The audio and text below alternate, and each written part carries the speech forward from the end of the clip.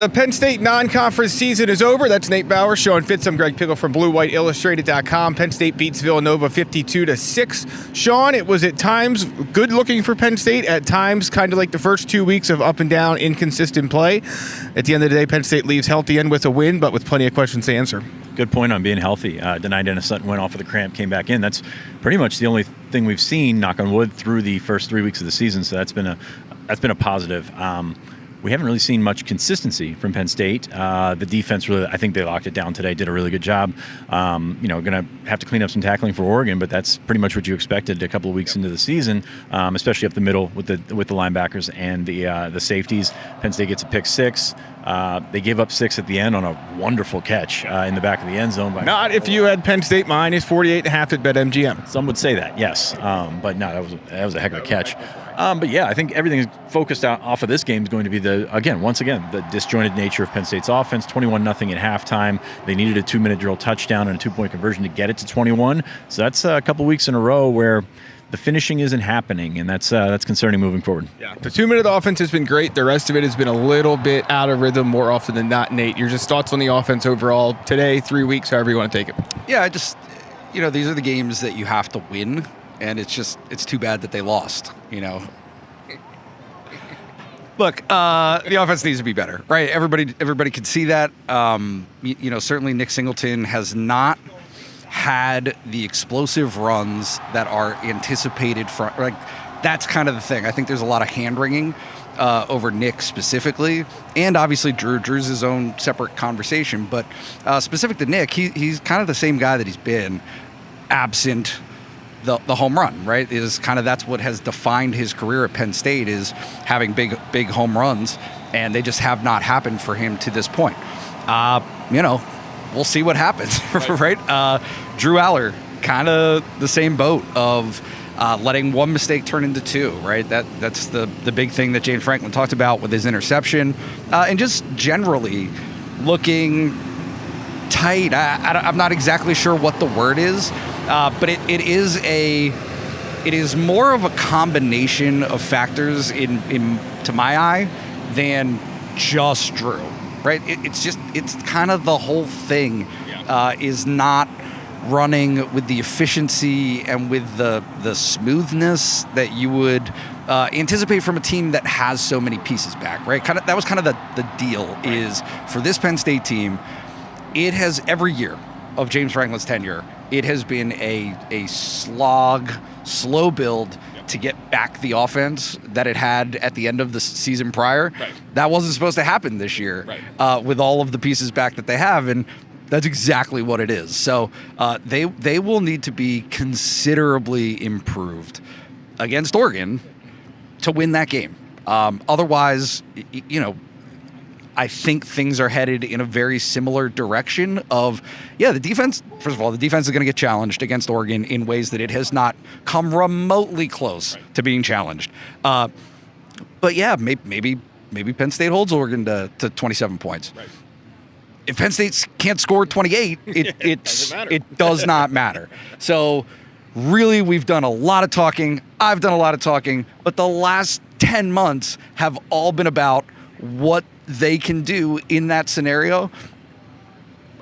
Not a lot of reason to think that they're going to be able to do it at this point, given what you've seen so far. Yeah, Penn State goes into a bye week, Sean. Just thoughts on that in general, and what, if anything, they need to do during the bye week to have a chance at being more efficient and in rhythm compared to what we've seen the first 3 weeks. I think we see a lot of repeat stories here. Coming out of last week, it was about Drew and I told you we could have just done last week's video new. We'll just put it right back up and been moved on. Yeah, we really should have.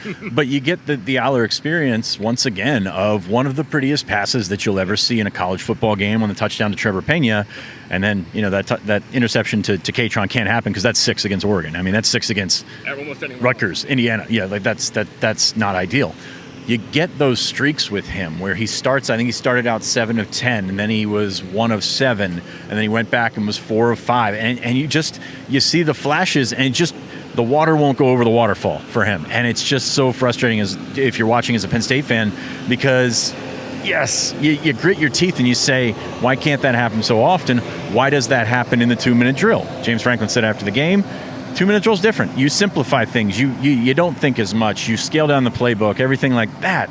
And that's kind of what you need on just in general over the last 3 weeks, is doing so much, trying to do so much, and then not kicking out of it. You expected them against Villanova, against an FCS team, to sort of, okay, turn that corner, put all that stuff behind them and keep going. And you didn't see that until very late in the game. Ethan Grunkmeyer ended up throwing a nice touchdown pass. They got the pick six from Jamir Joseph, which was fantastic. But also, you didn't see a team that was ready to put that behind them. And I think that's the concerning thing coming out of this week. Nate, final thoughts? Yeah, I did think that the first drive of the game for Penn State, that was... But if it's scripted, that's simplifying it, and that's cutting down what the thought process is. That's cutting down for everybody. It's not just Drew either. Right. That you got receivers rounding off routes and just kind of there's some huge cleanup that needs to be done beyond Drew Aller, even though Drew's probably at the top of the list. I'm super interested to know how this team feels about itself currently, because all of the conversation just now in the post-game media room was, yeah, we're rolling. Like, do they think that?